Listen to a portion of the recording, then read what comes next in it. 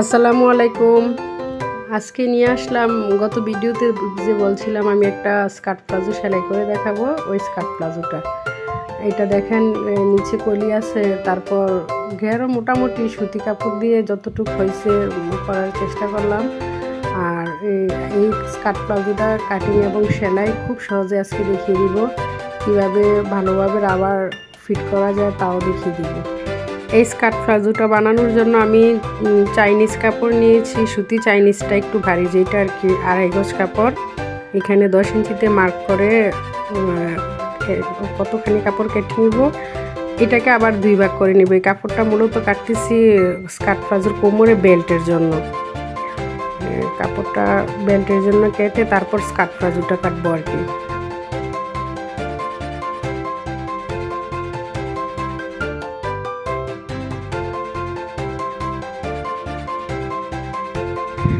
বেল্টের কাপড়টা আমি 5 ইঞ্চি নিয়েছি চওড়া, আপনারা চাইলে 6 ইঞ্চিও নিতে পারেন।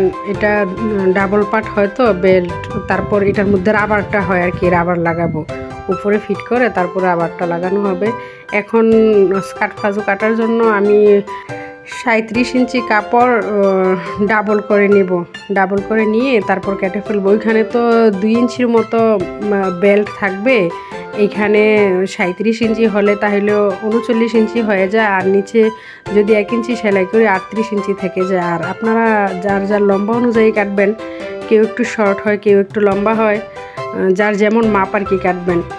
আর আমরা সব কাপড় মূলত 4 ভাঁজ করে কাটি, কিন্তু স্কার্ট প্লাজোটা আমরা 2 ভাঁজ করে কাটবো। এই দেখেন আমি কাপড় ছড়াইয়া বিছাইয়া নিতেছি, তারপর মাপ অনুযায়ী কেটে নিব।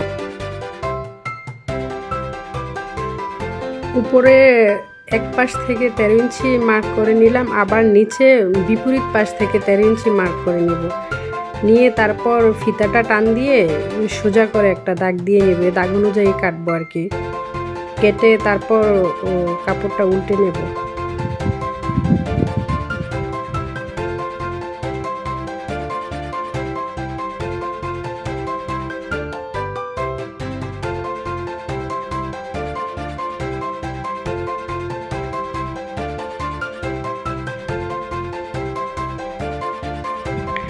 এবার এই পাশটা থাকবে, সামনের পাশটা ভেতরের দিকে থাকবে, আর এখানে আমি 15 ইঞ্চিতে একটা মার্ক করে নিব, কাঁচি দিয়ে কেটে ফুটা করে নিব। এইখানে মূলত যে কলিটা আছে কলিটা ফিট করব, আর বিপরীত সাইডটা হলো বাহিরের সাইড। এই দুইটা সাইড আগে সেলাই করে নিব। এখন এইটা দুইটা সাইডে সেলাই করে নিব, 2 পায়ের 2 সাইড আর কি সেলাই করে তারপর কলি ফিট করব।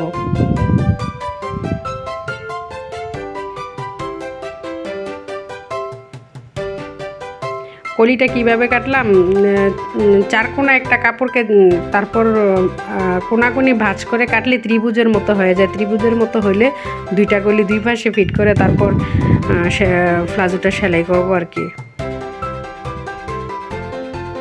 ও আর একটু কাজ বাকি আছে, কাপড়টা তেরসা করে কাটা তো, এক পাশ একটু রাউন্ড শেপ দিয়ে কেটে দিতে হয়, এই জায়গাটা একটু বাড়তি থাকে।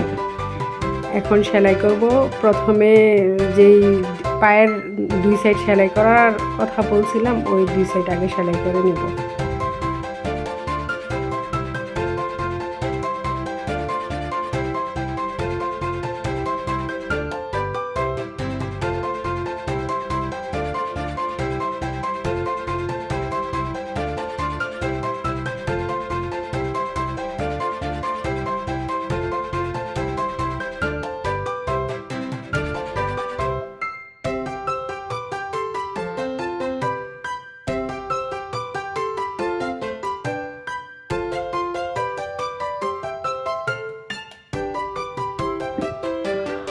কলি দুইটা আমি যেখানে মার্ক করে রাখছিলাম ওইখানে ফিট করতেছি, আর এক পায়ের 2 পাশে কলি দুইটা ফিট করব। ফিট করে আরেকটা পা এক পাশ জয়েন করে নিব।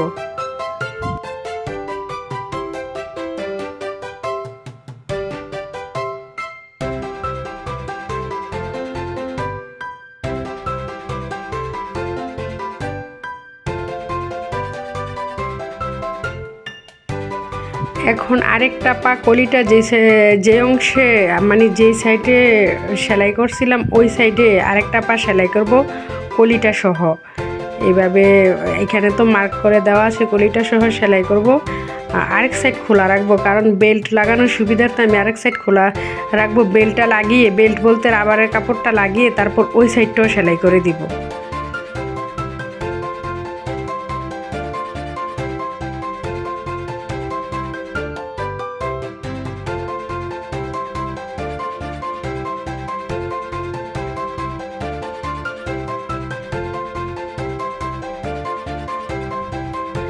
বেল্টের কাপড় তো এখানে 2 টুকরা, আমি এই 2 টুকরাকে জয়েন করে নিব। পুরোটা কাপড় অবশ্যই লাগবে না, একটু কম লাগবে, এই জন্য আমি এক মাথা থেকে সেলাই করে যতটুকু লাগে বাকি অংশ কেটে ফেলে দিব।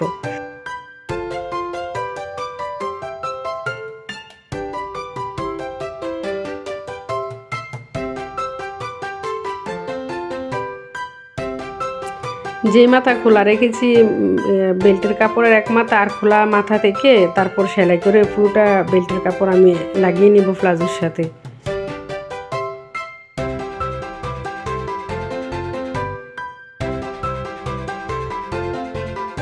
বেল্টের কাপড় লাগানো শেষ, এবার অবশিষ্ট খোলা সাইডটাও সেলাই করে তারপর রাবার লাগাবো আর কি।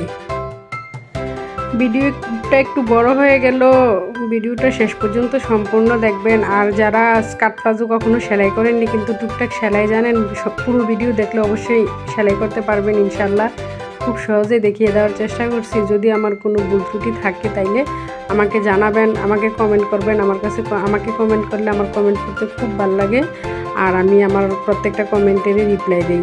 আপনারা পরে গিয়ে চেক করবেন আমি রিপ্লাই দিলাম কিনা।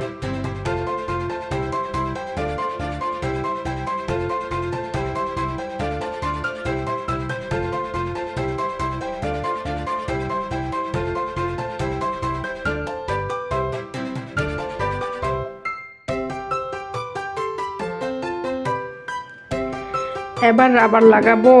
রাবারের মাপটা হলো, যদি মিডিয়াম হয় তাইলে 24 ইঞ্চি রাবার নিলে হবে, আর যদি একটু হেলদি হয় তাহলে 26 ইঞ্চি 27 ইঞ্চি নিতে পারেন। আর আরও চিকন হলে 24 ইঞ্চির চেয়ে আরও কম নেবেন, কিন্তু আমি তো এটা একজন মিডিয়ামের জন্য বানাবো, এই জন্য 24 ইঞ্চি নিলাম। প্রথমে রাবারটা 2 মাথা সেলাই করে আটকে নেব। আটকে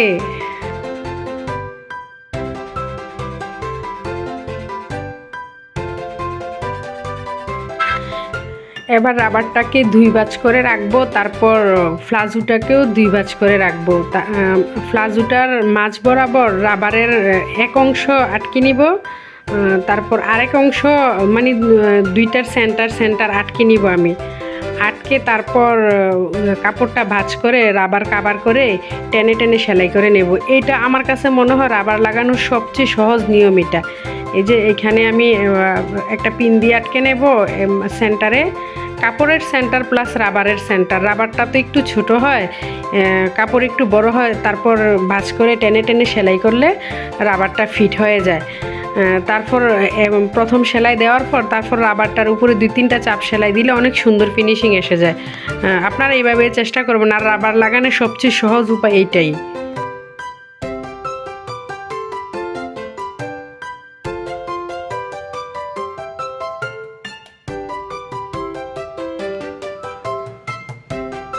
রাবারটা আটকানো শেষ, এবার দেখুন আমি কিভাবে রাবারটা ফিট করলাম।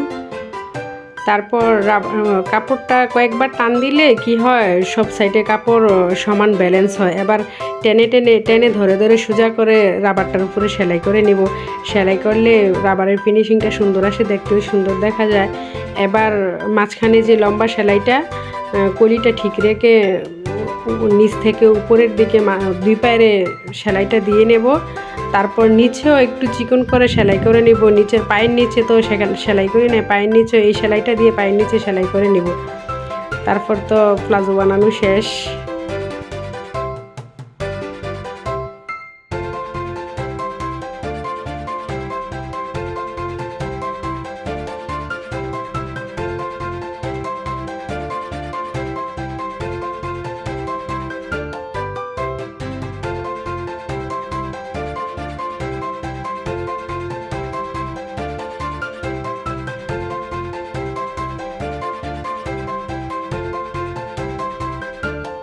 সবাইকে অনেক ধন্যবাদ ধৈর্য সহকারে আমার ভিডিওটা শেষ পর্যন্ত দেখার জন্য।